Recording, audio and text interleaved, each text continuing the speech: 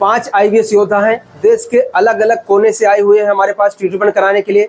आज हम सभी के सिम्टम्स के बारे में चर्चा करेंगे, इनसे जानेंगे क्या क्या इनको लक्षण होते थे, कहाँ कहाँ इन्होंने इलाज कराया है, ठीक है, और अभी जो थेरेपी ये लोग ले रहे हैं क्या क्या इनको रिजल्ट मिला है उसके बारे में बात करेंगे। क्योंकि जब तक सिम्टम्स के बारे में आपको जानकारी नहीं होगी तब तक आप भटकते रहोगे, देश के अलग अलग जगह पर जाते रहोगे, पैसे बर्बाद करते रहोगे, और कोई आपको दवा खिलाता रहेगा, कोई चूर्ण खिलाता रहेगा, कोई दिमाग का प्रॉब्लम बता के आपको लूटता रहेगा, वो सब। तो इसी में हम बात करते हैं। सबसे पहले सत्येंद्र यादव जी हमारे साथ हैं। आप कहाँ से हैं? यूपी बलिया से है। यूपी बलिया से है। क्या क्या दिक्कत आपको होती थी? सर मेरा तो पहले 13-14 साल से बीमारी है।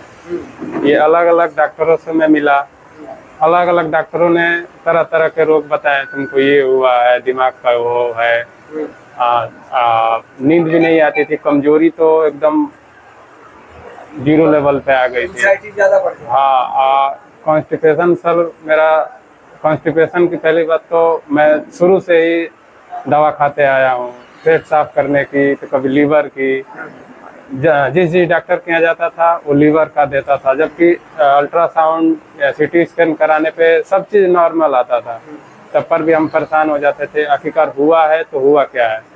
तो हमको एक लास्ट ऑप्शन वही बचता था, रात को पेट साफ करने की दवा लेता था, वो शुरू से लेकर लास्ट तक। लास्ट में ये सिचुएशन हो गया सर कि वो दवा काम करना बंद कर दी, उसको क्वांटिटी चाहे कितना भी बढ़ा कर ले लें कोई काम नहीं करती थी, बहुत घबराहट होती थी और कमजोरी तो बताया ही। और अभी कितना दिन हुआ ट्रीटमेंट लेते हुए? 5 दिन हुआ था। 5 दिन में कुछ लग रहा है?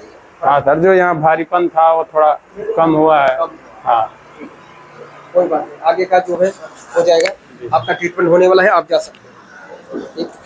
चलिए आप बताइए, आपका नाम बताइए और कहाँ से आए हैं ट्रीटमेंट के लिए? और मेरा नाम रमन भाई प्रजापति है, मैं मेहसाना गुजरात से आया हूँ। क्या क्या लक्षण आपको होते थे, कहाँ कहाँ इलाज कराया, थोड़ा सा शॉर्ट में बताइए जल्दी। मेरे को सबसे पहले ये पीत हो गया था, उसके बाद में कब्जी हो गई सॉलिड, कब्जी होने के बाद में फिर ये ऊपर का भाग है पूरा भारी रहता था, पेट हमेशा फूगा हुआ रहता था, खाना खाया नहीं जाता था, प्यास भी नहीं लगती थी, उस वजह से मैं बहुत परेशान रहता था। बहुत सारे डॉक्टर को बताया मैंने, CT स्कैन करवाया, एंडोस्कोपी करवाया, कोलोनोस्कोपी करवाया, सारे रिपोर्ट करवाए, माइंड का भी मैंने ये करवा दिया था MRI, लेकिन कुछ रिपोर्ट में नहीं आ रहे थे। डॉक्टर बोल रहे तुम सोचना कम कर दो, सोचने से वजह से होता है, बराबर नहीं, लेकिन कुछ भी रिजल्ट नहीं मिल रहा था। मैं होम्योपैथी की दवाई मैंने 6 साल खाई, एक ही डॉक्टर की, उसके अलावा सारे डॉक्टर मैंने बदली कर दिए। जैसे कि जाइडस में मैंने पूरा बॉडी का CT स्कैन करवाया था, उसमें भी रिपोर्ट में कुछ नहीं आया था। वो लोग खाली बस देते थे गोलियां, बोले साइको वाले को बताओ, लेकिन मैंने साइको वाले की दवा 1 दिन लाया, उसके बाद मुझे ऐसा लगा कि साइको की दवा नहीं खानी चाहिए, फिर मैं साइको वाले की गोली कभी कोई गोली नहीं लाया हूँ, आज तक नहीं खाई। IBS की यात्रा में कितना रुपया खर्च कर दिया होगा? उसका तो सर हिसाब नहीं लगा है, बहुत रुपया खर्च किया। फिर भी क्या बोले, लाख, 10 लाख, 5 लाख, 2 लाख, 8-10 लाख रुपया, 10 लाख तो गया होगा कम से कम, 10 लाख रुपया तो कम से कम गया होगा। समय गया, समय मेरा 10-12 से, पैसे का नहीं, समय मेरा बहुत चला गया, इसमें बहुत नुकसान हो गया मुझे। सबसे ज्यादा प्रॉब्लम IBS ये जो योद्धा है उनको यही होती है, उनका समय दवाई खाते खाते निकलता है। अब जब डॉक्टर को अपनी समस्या बताते हैं तो बोलता है दवाई 2 साल खाना पड़ेगा, दवाई 5 साल खाना पड़ता है, 6 महीने खाना पड़ता है, साल भर खाना पड़ता है।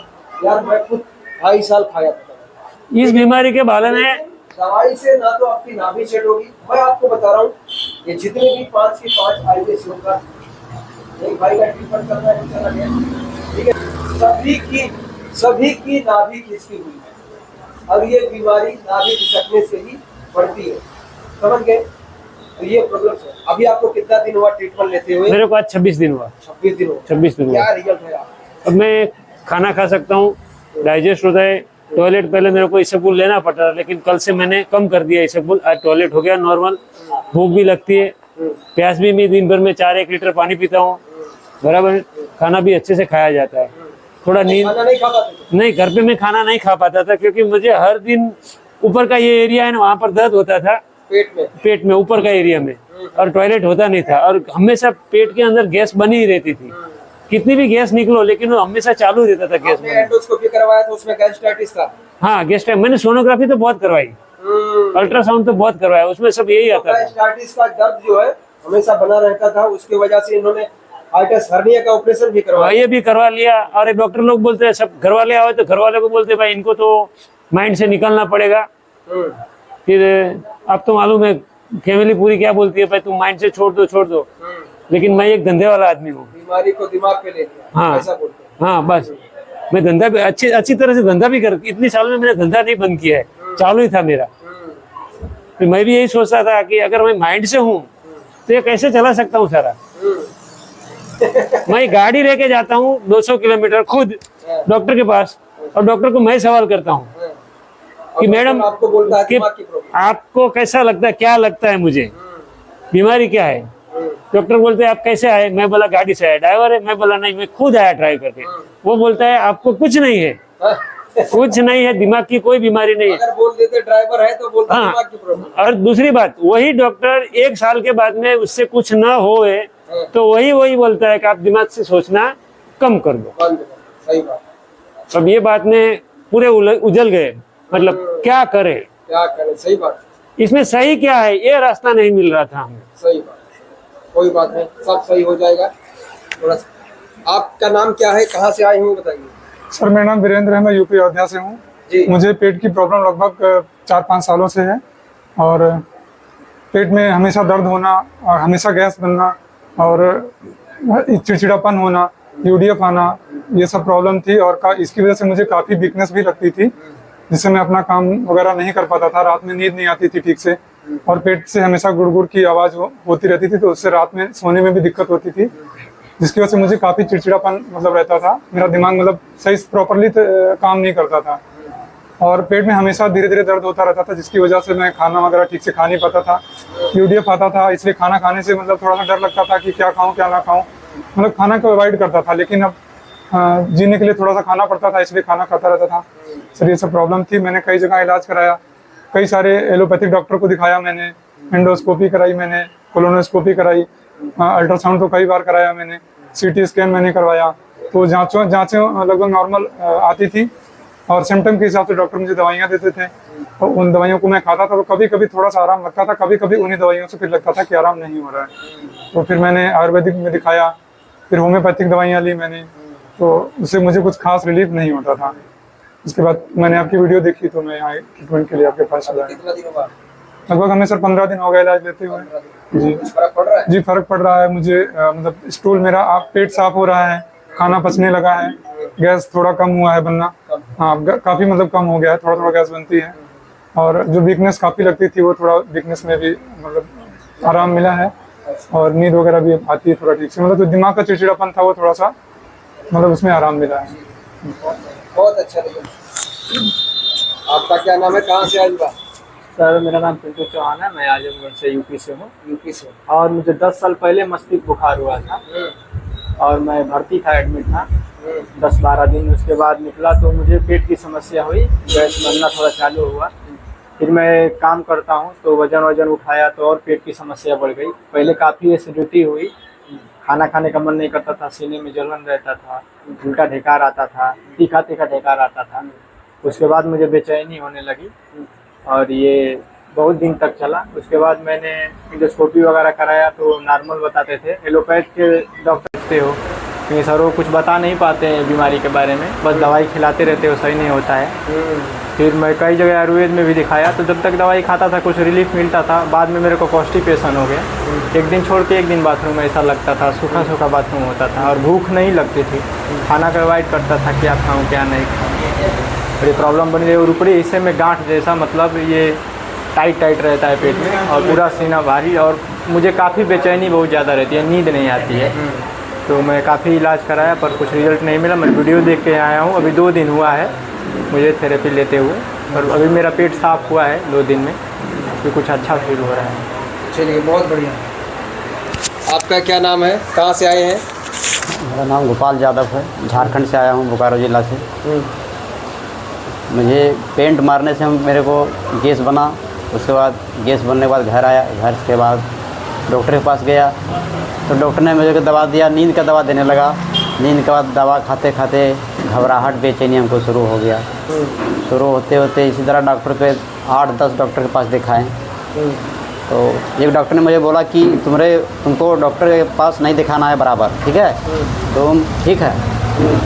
तो हम बोले ठीक है सर, तो फिर मेरा वज़न क्यों लॉस हो रहा है? तुम बोला टेंशन ले रहा है। बोले टेंशन ले रहे हैं, तो हम अपने मन में सोच रहे थे कि हम काम तो सही कर रहे हैं 8 घंटा, तो टेंशन मेरे को है कहाँ से? धीरे धीरे मेरा वेट लॉस होते गया, इस तरह डॉक्टर से दिखाते गए हैं। तो एक डॉक्टर बोला कि आपको IBS हो गया है।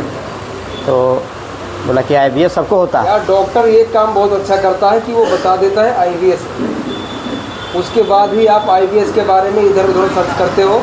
डॉक्टर अगर ये ना बताए कि आपको IBS है तो आपकी ज़िंदगी उसके यहाँ पर नाक रगड़ते रगड़ते दवा खाते खाते ख़त्म हो जाए। समझ गए? ये तो अच्छा है कि डॉक्टर बता देता है। हाँ, जो अच्छा डॉक्टर होगा, समझदार होगा, 2-4 साल दवा खिला लिया होगा, सब कुछ कर लिया होगा, उसके बाद वो बता देगा। और बहुत सारे डॉक्टर्स ऐसे हैं जो बंदों को दवा खिलाते रहते हैं, जब तक वो रोने नहीं लगते तब तक नहीं बताते कि बेटा तुझे IBS। समझ गए? तो कुछ ऐसा होता है। फिर क्या हुआ? फिर डॉक्टर ने बोला कि ये सबको होता है, खाइए पिए टेंशन मत लीजिए। हम भी सोचने लगे कि भाई सबको होता है, खाइए पिए टेंशन मत लीजिए। तो फिर हम चल गए रांची के पास दिखाए अविनाश कुमार के पास, विंडोस्कोपी किया। विंडोस्कोपी करने के बाद बोला कि आपका पेट में सूजन है, H. फाइलोरी बैक्टीरिया है। तो उसने दवा लिखा एंटीबायोटिक, बोला कि खाने का 30 दिन। तो एंटीबायोटिक खाने से हमको नींद और घबराहट और होने लगा। फिर मैं डॉक्टर के पास गया, बोले सर ये एंटीबायोटिक मैं नहीं खा पा रहा हूँ, इससे और मेरे को घबराहट और नींद का दिक्कत हो रहा है। बोले ठीक है, इधर जो दवा लिखा है ये सब खाने का। तो उस डॉक्टर से मैंने पूछा क्या सर मेरे को IBS है का? बोला हाँ आपको IBS है। वो डॉक्टर ने बोला फिर आपको कि पूजा पाठ में आप मन लगाइए। तो फिर मेरे इसी तरह करते करते मैंने योगा शुरू कर दिया। योगा जब हमने शुरू किया तो मेरा वज़न घटना रुक गया। वज़न घटना जब रुका तो मेरे को विश्वास हो गया कि ये बीमारी दवा से नहीं, ये योगा से ही जाएगा। इसके लिए कुछ और डाइट फॉलो करना होगा, क्योंकि इतना दिन दवा खाए 3 साल तो कोई रिलीफ नहीं मिला, लेकिन योगा से मुझे रिलीफ मिला क्योंकि मेरा वज़न रुक गया। तो थोड़ा मेरे को हौसला मिला। और मेरा नींद का घबराहट होता था, इसके लिए अनुलोम किए शाम को, तो नींद में मेरा सुधार आ गया। तो फिर मैं इधर वीडियो देखा सर का, तो मैं सोचा कि दिल्ली जाऊँगा, लेकिन मेरे को सर पे विश्वास हुआ कि ये आदमी दिल्ली में ठीक हुआ है, इसको अनुभव ज़्यादा होगा, ये बीमारी कहीं न कहीं झेला है, इसको अनुभव ज़्यादा है। मैं इधर ही चला आया। मेरे को इधर 3 दिन हुआ है, अभी रिलीफ मेरे को थोड़ा सा हुआ है, मिला है।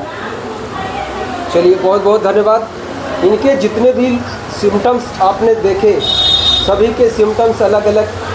तो इस सिम्टम्स के बारे में अगर हम आप अच्छे से जान पाएंगे तभी हम अपना इलाज करवा पाएंगे। और सभी की नाभि जो है खिसकी हुई है, ठीक है। किसी को नले ज़्यादा पड़े हैं, किसी को नले कम पड़े हैं, किसी को ब्लोटिंग ज़्यादा होती है, किसी को कम होती है, किसी को गैस्ट्राइटिस था, किसी को गैस्ट्राइटिस नहीं था, किसी को कोलोन में ज़्यादा सूजन था। सबकी कहानी अलग अलग। तो ये सभी का एक साथ में फीडबैक जो हमने लिया, जिससे आपको बहुत ज़्यादा जानने को मिलेगा, सोचने को मिलेगा IBS के बारे में। और जब तक आप IBS के बारे में सोचोगे नहीं, जानोगे नहीं, आत्मनिरीक्षण नहीं करोगे, तब तक आपको कोई सही इलाज नहीं दे सकता, ना आप ठीक हो सकते हो, दर दर भटकते रहोगे, ठीक है। तो अगर इस तरह की प्रॉब्लम्स है तो उसके लिए समय निकालो, पॉजिटिव रहो और आकर इलाज करो, ठीक है दोस्त। हम पूरी तरह कोशिश करते हैं कि आप ठीक हो, ठीक। हाँ ये है, ये बीमारी टाइम टेकिंग ट्रीटमेंट्स है, समझ गए इसका। अगर आप समय नहीं दोगे तो ठीक है, क्योंकि जैसे इन्होंने बताया मैं 12 साल से झेल रहा हूँ, किसी ने बताया 10 साल से झेल रहा हूँ, कोई 8 साल से झेल रहा है। तो 8 साल की प्रॉब्लम, 10 साल की प्रॉब्लम और किसी को नले ज़्यादा पड़े हैं, तो उसके लिए समय थोड़ा देना पड़ेगा। समय महीने में भी ठीक हो जाते हैं, 2 महीना भी लगता है, 2.5-3 महीना भी लग सकता है, लेकिन ये बीमारी ज़िंदगी से निकल जाएगी, इसकी गारंटी मैं देता हूँ, ठीक। तो इतना ध्यान रखिए। बाकी आप लोग नमस्कार।